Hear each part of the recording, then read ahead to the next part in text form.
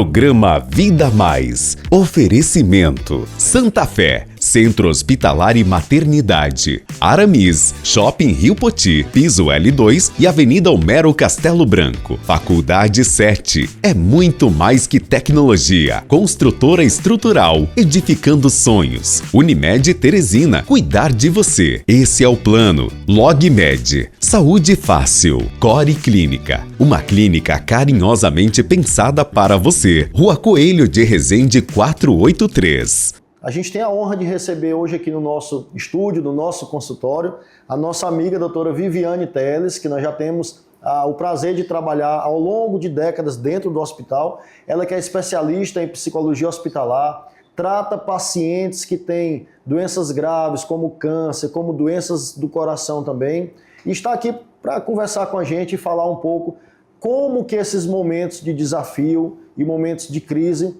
como é a melhor forma da gente poder enfrentá-los. E se tem, né, doutora Viviane, uma forma melhor para isso. Seja bem-vinda ao Vida Mais. Obrigada. Tem sim, né, Jocelano? Sempre tem uma forma da gente tentar atravessar as adversidades, que normalmente são momentos de crise, né? Um momento de adoecimento, um momento de uma perda significativa, perdi alguém com quem eu tenho um vínculo afetivo muito forte, situações de mudanças bruscas principalmente, tudo isso suscita na gente um processo de desorganização, né?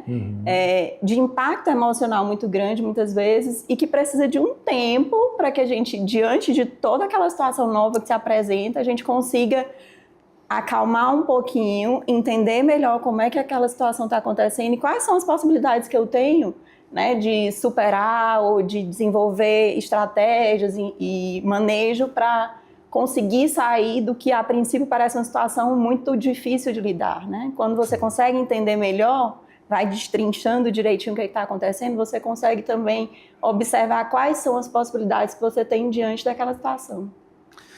Que não é fácil. A gente vê hoje no dia, lógico que você trabalha com esses pacientes aí, mas a gente sabe que quando nós atendemos um paciente, quer seja no consultório, quer seja dentro de um ambiente hospitalar, as pessoas naturalmente, por um enfrentamento de doença, elas estão mais emocionalmente tocadas e alteradas para aquilo. Mas o mundo, independente da doença, hoje também a ansiedade e a preocupação é muito comum, né, Viviane? E por que que tem pessoas que parece que passam por momentos de uma forma mais amena, de uma forma mais tranquila, se é que a gente pode falar assim, e por que tem pessoas que têm dificuldade? Isso é treinamento, enfim, é um exercício mental, é genética? Por que as pessoas reagem de forma diferente? Na verdade, essa reação ela vem muito do que eu aprendi ao longo da minha vida, né? Como eu me relaciono com a minha vida vai depender de todas as histórias que eu vivi e do que eu aprendi, de que forma eu aprendi, né, para me desenvolver diante de tudo que foi acontecendo. Então, depende muito do repertório que cada pessoa foi desenvolvendo ao longo da vida. Por isso, tem gente que, aparentemente, diante de uma situação de dificuldade, vai dar a sensação de que resolveu de uma forma mais tranquila, mais rápida, mais prática, né? E vai ter gente que realmente vai ter mais dificuldade. Isso não quer dizer que um é melhor ou pior do que o outro, né? Que seja fraco ou frágil, não é isso. Sim. É que cada um de nós vai ter um repertório muito particular de como lidar com essas situações de dificuldade. E tem uma das palavras novas aí que a gente começou a usar de um tempo desse para cá, resiliência. Existe resiliência na psicologia ou na nossa vida? Como enfrentar isso de alguma outra forma que isso dê mais uma capacidade da gente dominar a situação, enfim, ter mais, acho que a palavra mais adequada é essa mesmo, resiliência, para passar por esses momentos? A resiliência, apesar de ser uma palavrinha que ela está mais em evidência ultimamente, né, mas é uma das características que são muito importantes na vida de qualquer pessoa, né, e que a gente também vai aprendendo a desenvolver exatamente com esse repertório que a gente vai desenvolvendo ao longo da vida. Porque a resiliência, ela exige da gente autocuidado, autorresponsabilidade, eu conhecer quais são os meus limites, quais são as minhas capacidades, como é que diante de uma situação eu consigo superar aquelas dificuldades, enfrentar aqueles limites e às vezes, e muitas vezes, até sair mais fortalecido do que eu entrei, né, depois que eu superar toda aquela situação de dificuldade que eu passei. Tem pessoas que podem se incomodar pelo fato de que achar que poderia estar se comportando de uma forma melhor ou achar que não é forte o suficiente para enfrentar isso. Isso é sinal é sinal de fraqueza? Eu sei, eu imagino, eu não sei, por isso que eu estou perguntando, mas eu imagino que não seja, mas quem está nos assistindo às vezes pode pensar isso. Como então passar para essas pessoas que isso não é um sinal de fraqueza, não é um sinal de incompetência de passar por aquilo? A gente vê muito isso acontecer, Jocelyn, com paciente homem. É engraçado porque a nossa cultura, ela coloca o homem no lugar de que ele não pode ser frágil, né? Ele tem sempre que estar dando conta de tudo e hoje em dia, com o empoderamento feminino, isso também ficou muito evidente para as mulheres, né? A gente tem uma certa dificuldade de mostrar o que é característica do ser humano, que é ser frágil, né? Ser frágil não é uma coisa negativa, como a maioria das pessoas entende, né? Ser frágil é uma condição humana que me faz ser sensível a todas as coisas que vão acontecendo ao longo da minha vida. Então, com pacientes homens, no geral, a gente tem muita essa dificuldade, que a pessoa está ali, você vê que ela está no desespero, na tristeza, num grande sofrimento psíquico, mas ele quer sempre dizer que ele é forte.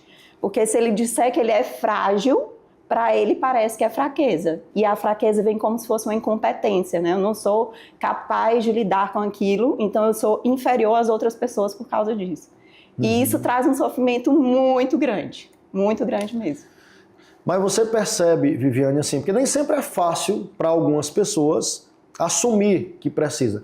Você, como profissional da área disso, ainda percebe que tem alguma resistência em procurar a psicoterapia? Sim, infelizmente hoje em dia a gente ainda vê que existe uma grande resistência com relação à psicoterapia, à psiquiatria, né? Muito em função também do tabu de as pessoas às vezes associarem um transtorno mental àquela pessoa louca, aquelas ideias que a gente tinha antigamente, né? Que hoje em dia, principalmente depois da pandemia, quando a gente precisou entender melhor a importância da saúde mental na vida da gente para uma qualidade de vida de maneira geral, né, essas questões começam a ficar mais claras, as pessoas começam a falar mais sobre isso, a buscar mais o acompanhamento, mas ainda assim tem muito tabu. E tem algum assim, um sinal de alerta? Porque nós nos cobramos pessoalmente, o trabalho nos cobra, alguns mais, outros menos, a nossa vida profissional nos cobra, e ao longo dessa nossa convivência, naturalmente tem dias que você se sente um pouco mais cobrado, ou de repente algumas atividades que você não conseguiu executar, alguma relação com o familiar que não ficou totalmente resolvido. Como diferenciar, eu fiz esse comentário para pensar assim, como que a gente pode diferenciar o que é uma angústia, uma preocupação normal do meu dia a dia e uma situação que de fato eu preciso pensar assim, não, poxa, não está normal, eu preciso buscar ajuda. Existe alguma linha mais ou menos clara para isso? Existe, mas você precisa se conhecer primeiro, né? Para entender quando é que você está chegando no limite ou quando você está ultrapassando esse limite, né? Uhum. É uma dica, né? Se eu pudesse dar, é a pessoa começar a perceber o quanto aquilo está causando prejuízo na rotina dela.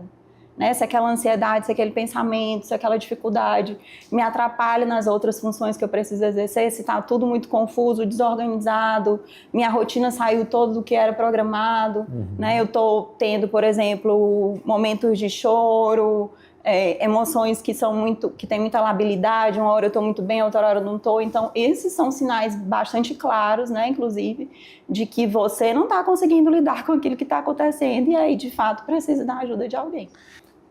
Pessoalmente, dentro do meu consultório, eu costumo sugerir, aliás, assim, no meu curso de medicina eu tive a oportunidade junto de ter uma disciplina de psicologia hospitalar e ter um contato com alguns profissionais como vocês também, para que o médico também pudesse identificar algumas situações dessas. Mas na forma prática, como é que eu encaminho? Como é que acontece? E eu queria sugestão para isso, o que é que eu posso melhorar dessa forma. Eu comento assim, poxa, se isso de alguma forma está atrapalhando a sua vida pessoal, sua vida familiar, o seu trabalho, talvez você precise buscar uma ajuda e você precisa procurar a doutora Viviane ou qualquer outro colega nosso. Além dessa minha sugestão que eu faço para eles, tem algum outro sinal de alerta durante a consulta que eu consiga ver e identificar e poder encaminhar eles, talvez até de uma forma mais precoce do que o que a gente encaminha. Já que muitas vezes o paciente não está com vocês, o paciente está com a gente e eu preciso encaminhar. Tem situações que você identifica para isso ou não? Eu acho que você já é bem sensível, na verdade, com relação a isso, né? A perceber esses sinais. Mas às vezes é uma crise de choro que o paciente vai ter, às vezes tem até no próprio consultório, ou uma pressão que realmente fica muito elevada, né? E você vê que não é uma questão orgânica, né? É uma outra situação que está elevando ou baixando aquela pressão, entendeu? Situações de sintomas, de maneira geral, que pela clínica ou pelos exames não indicam nenhuma condição clínica para isso.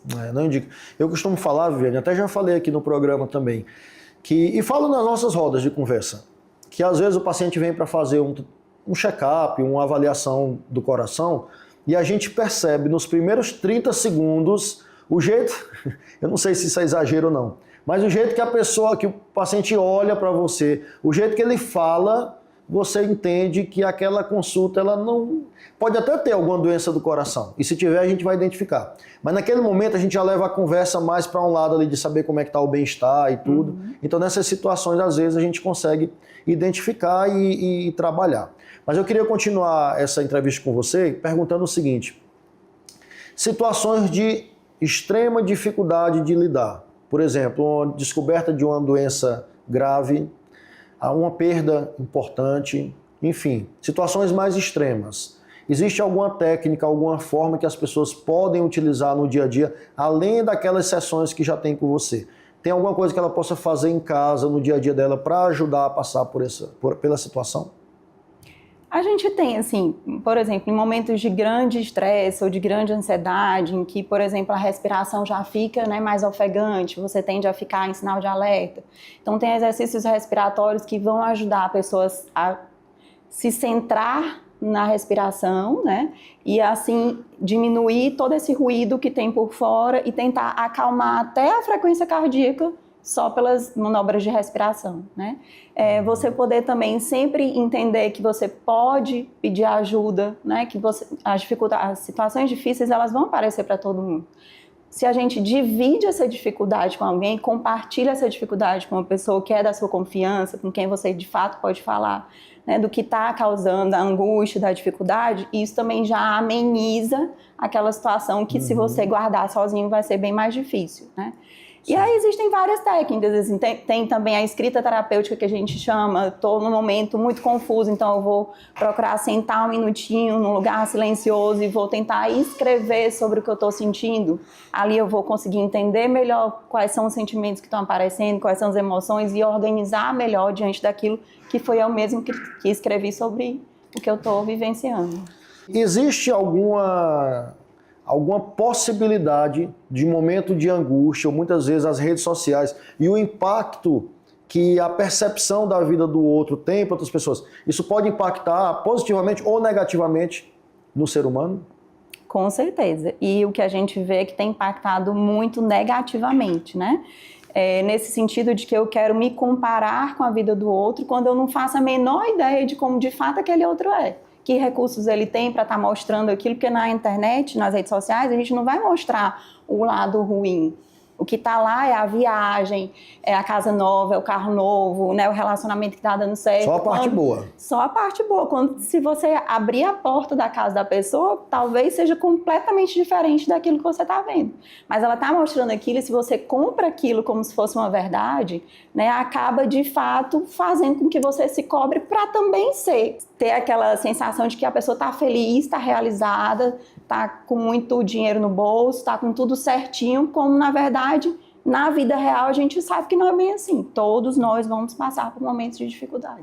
Viviane, se você pudesse deixar, eu por mim também, mais uma vez aqui, lhe agradecer a sua presença. A gente sabe o quanto que uma palavra de uma profissional como você pode amenizar quem está em casa, mas eu queria que você pudesse, então, deixar como uma mensagem final. Para quem nos assiste, para quem acha que está passando pela pior fase do mundo, que é um problema que não se resolve, que essa tempestade não vai passar.